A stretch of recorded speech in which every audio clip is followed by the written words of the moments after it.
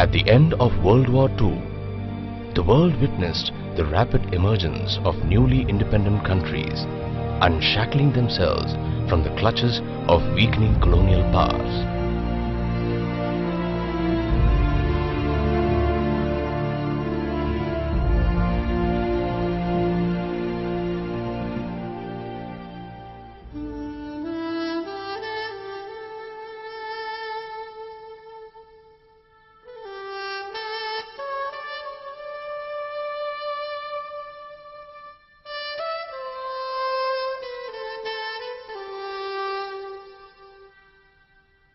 Bharat finally obtained its independence on August 15, 1947.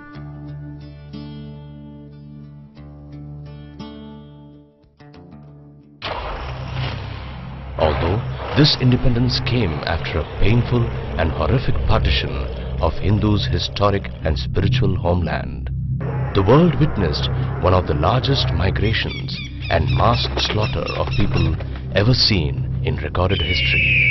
The overwhelming majority of Hindu population was driven out of West and East Pakistan, which is now Bangladesh. Hindus all over the world were facing serious threats to their right to exist. Problems were particularly acute in Pakistan and Bangladesh, where Hindus suffered numerous instances of mass genocide, forcible displacement and conversion. Hindus living in other parts of the world such as Sri Lanka, Malaysia, Indonesia, the Caribbean islands, Africa, Fiji were facing discrimination and humiliation, largely on account of their Hindu identity. There was neither a government nor an organization worldwide to effectively look after the interests of Hindus. It was in this context that Hindus from different backgrounds had decided to form an organization to strengthen Hindu society throughout the world. Prominent and respected Hindu leaders such as Swami Chinmayananda Saraswati, Shri M.S. Golwalkar, Shri Shivram Shankar Apte, Sardar Master Tara Singh, Jain Muni Sushil Kumar, and all the assembled leaders on August 29, 1964, on the day of Krishna Janmashtami, finally formed the Vishwa Hindu Parishad. Over the past 46 years, Vishwa Hindu Parishad has served Hindu society with great effort. The most prominent example of VHP's contribution to the Hindu resurgence was during Sri Ram Janmabhoomi movement, which was the monumental agitation by Hindus demanding the restoration of the holy site of the birthplace of Bhagwan Ram to Hindu society.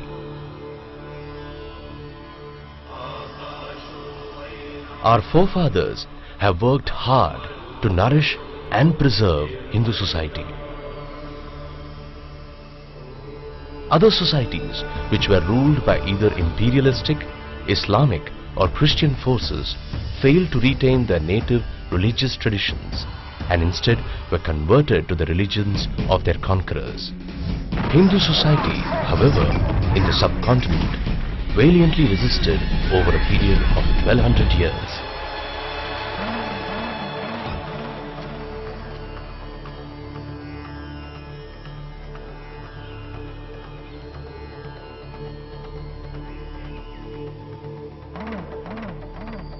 Currently, Hindus are facing serious challenges and are being attacked from all directions in Pakistan, Bangladesh, Afghanistan, Nepal, Bhutan, Sri Lanka, Malaysia, Indonesia, Europe, Africa, America, the Caribbean, and Fiji. In Bharat, Hindus continue to face disadvantage and discrimination vis-a-vis other communities.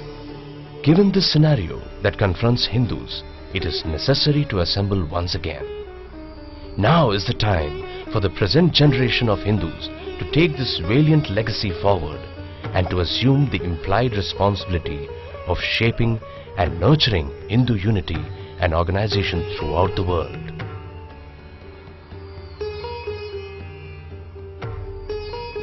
The World Hindu Foundation proposes to organize the first World Hindu Congress in the year 2014.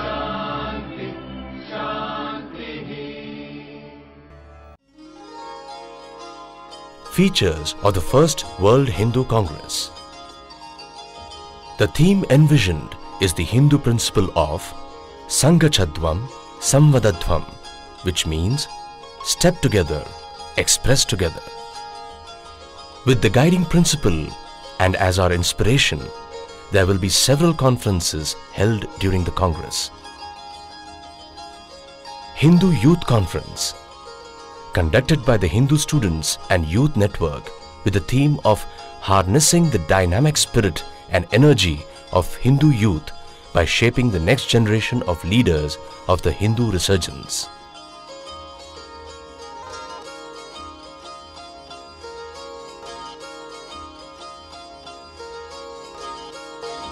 Hindu Economic Conference, conducted by the World Hindu Economic Forum with the theme of shaping the world economy along with making Hindu society prosperous, so that it can decisively influence the world economy.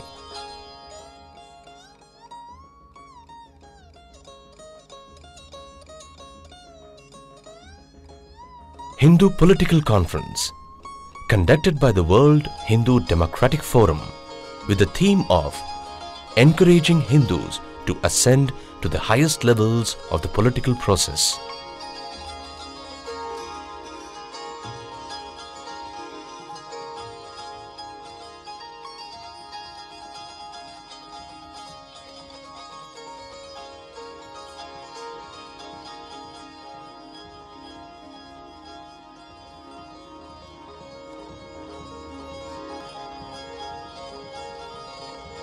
Hindu Educational Conference, conducted by the Hindu Education Board with the theme that education will be instrumental for the Hindu reawakening and revival. The conference will bring together the top experts and experienced officials in the field of education who can pool their expertise and experience to develop strategies to provide quality and well-rounded education to all members of the Hindu society. Hindu Organizational Conference, conducted by the Hindu Organizations, Temples and Associations Forum, the HOTA Forum, with the guiding theme of Sanghe Shakti Kaliyuge. Organization is strength. The primary goal is to provide a platform for the Hindu organizations, associations and institutions that are nobly working to serve Hindu society in their individual capacities.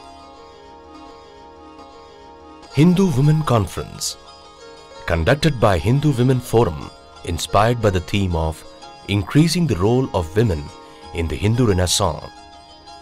The conference aims to come up with strategies of how Hindu women can be at the forefront of the Hindu Renaissance and resurgence. Hindu Media Conference, conducted by the Hindu Media Forum, guided by the theme of establishing a robust Hindu presence in all forms of the media. A satirical quote from the James Bond movie Tomorrow Never Dies sets the tone of the new world order. The power-hungry villain in the movie, Elliot Carver, who was a media mogul bent upon world domination, said that Caesar had his legions, Napoleon had his armies.